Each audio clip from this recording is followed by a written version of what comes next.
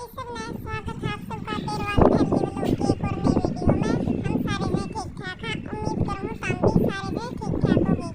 तो चैनल ने like share subscribe जरूर करा करो। आज का मौसम ऐसा है, शाम के 5 बज रहे, दिखाऊँ आप सबने। ये दोनों सुते पड़े हैं। ए तक मन्नू कही थी स्कूल का काम कर दो, जिदे सो गए। पापी और दादी दोनों आने। ये अपनी की हमारी 3 बजे वाली चाय। इतने ईसा का सुता काम पड़ा था, ये एकदम तो बारिश आ गई है। काले काले बादल हो गए सारी। ईसा मौसम हाथ शाम का 5 बजे का। देखो मौसम बहुत बढ़िया हो रहा है, हवा चल रही है और धूप भी को नहीं, आज गर्मी भी को नहीं। वहाँ हमारी टटीरी बैठी देख क्या वो खेत रही। ये हो रहा है पानी भर के जा रहा है चिड़िया खातर। लेडीज नहीं इतनी चिंता है, गुस्से कारण खातर ऊपर चढ़ने लग रही है।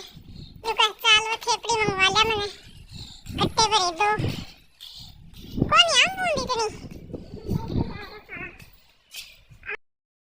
ये वो थेपड़ी है जो मैंने सबसे लास्ट में पाती थी, निकाल दिखाऊं। देखो बारिश से ये हाल हो गया इनका।